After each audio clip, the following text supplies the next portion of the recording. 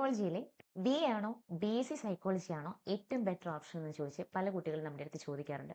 അപ്പോൾ ഇതിന്റെ ഒരു ഡൗട്ട് ക്ലിയറിംഗിന്റെ ഭാഗമായിട്ടാണ് ഇന്നത്തെ ഈ ഒരു വീഡിയോ. സ്കിപ്പ് ചെയ്യാതെ നിങ്ങൾ എല്ലാവരും ഒന്ന് കാണാം. ഇന്ന് ലോകമെമ്പാടും വലിയ തരംഗമായി കൊണ്ടിരിക്കുന്ന ഒരു പഠന മേഖലയാണ് സൈക്കോളജി. സയൻസ്, കോമേഴ്സ്, ഹ്യൂമാനിറ്റീസ് സ്ട്രീമുകളിൽ നിന്നുള്ള വിദ്യാർത്ഥികൾക്ക് ഒരുപോലെ ഈ മേഖലയ്ക്ക് വളരാനായിട്ട് സാധിക്കും. ബി.എ സൈക്കോളജി സൈക്കോളജിയെ ഒരു സോഷ്യൽ സയൻസ് അല്ലെങ്കിൽ ഒരു ആർട്സ് വിഷയമായി കാണുകയാണ് ഇതിനകത്ത് ചെയ്യുന്നത്. തിയറി, കൗൺസിലിംഗ്, ഹ്യൂമൻ ബിഹേവിയറൽ എന്നിവയ്ക്കാണ് മുൻഗണന നൽകുന്നത് ബി.എ സൈക്കോളജിയിൽ. അതേസമയം ബി.എസ്.സി സൈക്കോളജി ആണെങ്കിൽ സൈക്കോളജി ഒരു ശാസ്ത്ര വിഷയമായിട്ടാണ് ഇവിടെ കാണുന്നത്. ഇപ്പോൾ റിസർച്ച് മെത്തേഡ്സ് അല്ലെങ്കിൽ സ്റ്റാറ്റിസ്റ്റിക്സ്, ബയോളജിക്കൽ വശങ്ങൾ എന്നിവയാണ് ഇവയിൽ കൂടുതൽ ശ്രദ്ധ കേന്ദ്രീകരിക്കുന്ന ഏരിയ. ഇത് തമ്മിലുള്ള മെയിൻ ആയിട്ടുള്ള ഡിഫറൻസ് എന്ന് പറയുകയാണെങ്കിൽ ഡിഗ്രിയുടെ പേരിനേക്കാൾ നിങ്ങൾ പഠിക്കുന്ന യൂണിവേഴ്സിറ്റിയും അവിടുത്തെ സിലബസും ആണ് പ്രധാനം. ചില വിദേശ സർവകലാശാലകളിലെ മാസ്റ്റേഴ്സ് പഠനത്തിനായിട്ട് ബി.എസ്.സി നിർബന്ധമായിട്ട് പറയുന്നുണ്ട്. ഈ ബി.എ സൈക്കോളജിയും ബി.എസ്.സി സൈക്കോളജിയും തമ്മിലുള്ള ഫീച്ചേഴ്സിന്റെ ഒരു ഡിഫറൻസ് എന്താണെന്ന് നമുക്ക് നോക്കാം. ബി.എ സൈക്കോളജി ആണെങ്കിൽ അതിൽ കൂടുതൽ ഫോക്കസ് ചെയ്തിരിക്കുന്നത് തിയറി, അതുപോലെ തന്നെ മനുഷ്യരുടെ സ്വഭാവം, അതിന് ലിബറൽ ആയിട്ടുള്ള കാര്യങ്ങൾ, ദെൻ ആർട്സ് റിലേറ്റഡ് ആയിട്ടുള്ള കാര്യങ്ങളാണ് ബി.എ സൈക്കോളജിയിൽ പോകുന്നത്.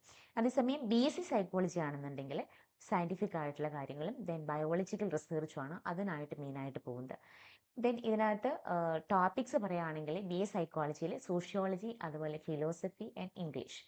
ബി.എസ്.സി സൈക്കോളജി ആണെന്നുണ്ടെങ്കിൽ ബയോളജി, അതുപോലെ സ്റ്റാറ്റിസ്റ്റിക്സ് ആൻഡ് ന്യൂറോ സയൻസ്. ഇതാണ് മെയിനായിട്ടുള്ള ടോപ്പിക്സുകൾ.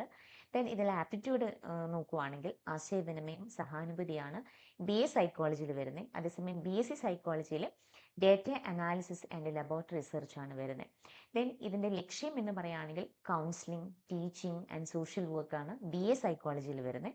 അതേസമയം ബി.എസ്.സി സൈക്കോളജിയിൽ ക്ലിനിക്കൽ സൈക്കോളജി, അതുപോലെ ഫോറൻസിക്കൽ റിസർച്ച്, ഇതിനാണ് മെയിൻ ആയിട്ട് ഇമ്പോർട്ടൻസ് കൊടുക്കുന്നത്. ഇതിനുള്ള എലിജിബിലിറ്റി, ഈ ഒരു കോഴ്സ് എടുക്കാനുള്ള എലിജിബിലിറ്റി നോക്കുവാണെങ്കിൽ +2 പാസ്സായിരിക്കണം. കുറഞ്ഞത് ഒരു 50-55% ഓഫ് മാർക്ക് നിങ്ങൾക്ക് ഉണ്ടായിരിക്കണം. മിക്കവാറും എല്ലാ സ്ട്രീമുകാർക്കും അപേക്ഷിക്കാം. എന്നാൽ ചില കോളേജുകളിലെ ബി.എസ്.സിക്ക് സയൻസ് വിദ്യാർത്ഥികൾക്കാണ് മുൻഗണന നൽകാറുള്ളത്.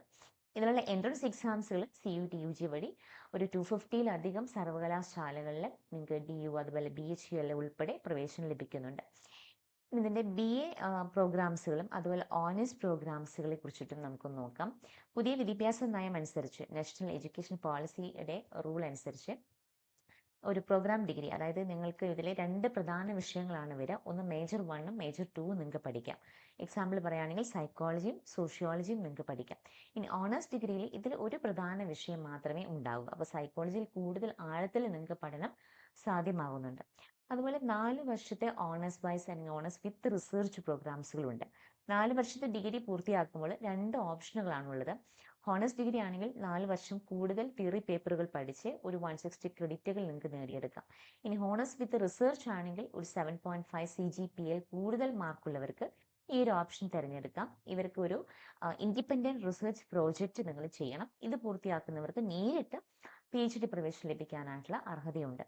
ഈ ലാറ്ററൽ എൻട്രി, അതുപോലെ തന്നെ എക്സിറ്റ് ഒരു സെക്ഷൻ എന്താണെന്ന് നമുക്ക് നോക്കാം. ഈ നാഷണൽ എഡ്യൂക്കേഷൻ പോളിസി പ്രകാരം സാധാരണ സൈക്കോളജി ബിരുദത്തിൽ താഴെ പറയുന്ന സൗകര്യങ്ങൾ നമുക്ക് ലഭിക്കാറുണ്ട്. 1 വർഷം കംപ്ലീറ്റ് ചെയ്ത് കഴിഞ്ഞാൽ നിങ്ങൾക്ക് UG സർട്ടിഫിക്കറ്റും, അതുപോലെ 2 വർഷത്തെ ആണെങ്കിൽ ഡിപ്ലോമ UG സർട്ടിഫിക്കറ്റും, 3 വർഷമാണെങ്കിൽ BA BSc ഡിഗ്രി സർട്ടിഫിക്കറ്റും, 4 വർഷമാണെങ്കിൽ ഓണേഴ്സ് അല്ലെങ്കിൽ റിസർച്ച് ബിരുദം നിങ്ങൾക്ക് കംപ്ലീറ്റ് ചെയ്യാം. ഇതിൻ്റെ ഒരു കരിയർ ഓപ്പർച്യൂണിറ്റീസ് നമുക്ക് നോക്കുകയാണെങ്കിൽ ക്ലിനിക്കൽ സൈക്കോളജിസ്റ്റ് ആയിട്ട് നമുക്ക് വർക്ക് ചെയ്യാം. ക്ലിനിക്കൽ സൈക്കോളജിസ്റ്റ് എന്ന് പറഞ്ഞാൽ ഒരു സ്പെഷ്യൽ സെക്ഷൻ തന്നെയാണ്. അതിനെക്കുറിച്ച് നമുക്ക് വരുന്ന വീഡിയോസുകൾ ഡീറ്റെയിൽ ആയിട്ട് തന്നെ നോക്കാം. ക്ലിനിക്കൽ സൈക്കോളജിസ്റ്റ് ആണെങ്കിൽ നമുക്കൊരു ആശുപത്രികളിലും സ്വന്തം ക്ലിനിക്കുകളിലും പ്രാക്ടീസ് ചെയ്യാം. ഒരു RCI ലൈസൻസ് നിങ്ങൾക്ക് നിർബന്ധമാണ്. അതുപോലെ കൗൺസിലിംഗ് സൈക്കോളജിസ്റ്റ് സ്കൂളുകൾ, കോളേജുകൾ, എഞ്ചിനീയറിംഗ് ഇൻസ്റ്റിറ്റ്യൂട്ടുകൾ, അതുപോലെ NGOകൾ എന്നിവിടങ്ങളിലെല്ലാം നിങ്ങൾക്ക് ഒരു കരിയർ റിലേഷൻഷിപ്പ് കൗൺസിലറായിട്ട് നിങ്ങൾക്ക് വർക്ക് ചെയ്യാനായിട്ട് സാധിക്കും.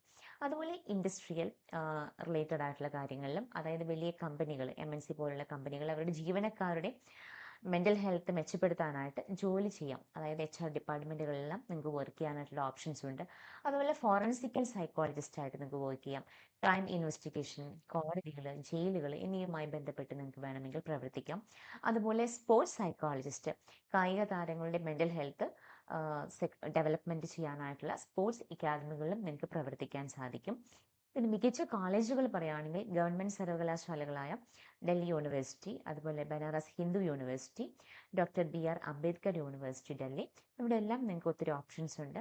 അതുപോലെ പ്രൈവറ്റ് സർവകലാശാലകളാണെങ്കിൽ ഗ്രിഷിഹുഡ് യൂണിവേഴ്സിറ്റീസിൽ BSc ഓണേഴ്സ് സൈക്കോളജിസ്റ്റുകൾ വലിയ പ്രാധാന്യമുണ്ട്. റിസർച്ച് ഗ്രാൻറ്റുകളും അതുപോലെ തന്നെ പെയ്ഡ് ഇന്റേൺഷിപ്പുകളും ഗ്ലോബൽ എക്സ്പോഷേഴ്സ് എന്നിവയെല്ലാം ഇവിടുത്തെ പ്രത്യേകതകൾ തന്നെയാണ്.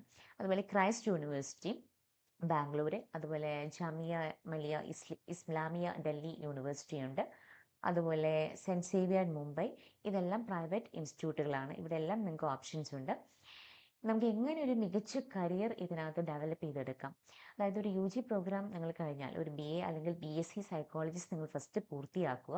അത് കഴിഞ്ഞ് നിങ്ങൾ അതിലൊരു PG, അതായത് സൈക്കോളജിയിലെ MA അല്ലെങ്കിൽ ഒരു MSc നിങ്ങൾ ചെയ്ത് ഒരു ക്ലിനിക്കൽ കൗൺസിലിംഗ് തുടങ്ങിയ മേഖലകളിൽ നിങ്ങൾക്ക് സ്പെഷ്യലൈസേഷൻ ചെയ്യാം. അല്ലെങ്കിൽ MPhil or PhD. Clinical psychologist ആകാൻ ഒരു MPhil അല്ലെങ്കിൽ ഒരു PhD നിങ്ങൾക്ക് അത്യാവശ്യമാണ്. പിന്നെ പഠനകാലത്ത് തന്നെ ഹോസ്പിറ്റലുകളിലോ അല്ലെങ്കിൽ സ്ഥാപനങ്ങളെല്ലാം ഇന്റേൺഷിപ്പ് ചെയ്ത് നിങ്ങൾ പ്രായോഗികമായിട്ടുള്ള ഒരു അറിവ് ഈ കാര്യത്തിൽ നേടിയെടുക്കാനായിട്ട് ശ്രമിക്കുക. അപ്പോൾ മനുഷ്യന്റെ മനസ്സിനെ കുറിച്ച് പഠിക്കാനും മറ്റുള്ളവരെ സഹായിക്കാനും നിങ്ങൾക്ക് ക്ലിനിക്കൽ മേഖലകളിൽ ഉറച്ച താല്പര്യമുണ്ടെങ്കിൽ സൈക്കോളജി മികച്ചൊരു കരിയർ ചോയ്സ് തന്നെയാണ്. കൃത്യമായ പ്ലാനിങ്ങും ശരിയായ കോളേജ് തിരഞ്ഞെടുപ്പും നിങ്ങൾക്ക് ഈ ഒരു മേഖലയിൽ വലിയ ഉയരങ്ങളിൽ നിങ്ങൾക്ക് എത്താനായിട്ട് സാധിക്കും. ഇത്തരത്തിലുള്ള ന്യൂ അപ്ഡേഷൻസിനായിട്ട് ഇൻസൈറ്റ് 360യുടെ എല്ലാ സോഷ്യൽ മീഡിയ പേജസുകളും നിങ്ങളൊന്ന് ഫോളോ ചെയ്യുക. അപ്പം ഇൻസൈറ്റ് 360യുടെ ചാനലും കൂടി ഒന്ന് സബ്സ്ക്രൈബ് ചെയ്യുക. നിങ്ങൾക്ക് എന്തെങ്കിലും ഡൗട്ട്സ് ക്ലാരിഫിക്കേഷൻസ് ഉണ്ടെങ്കിൽ സ്ക്രീനിൽ കാണുന്ന നമ്പറിൽ ഡയറക്റ്റ്ലി നിങ്ങൾക്ക് കോൺടാക്ട് ചെയ്യാവുന്നതാണ്.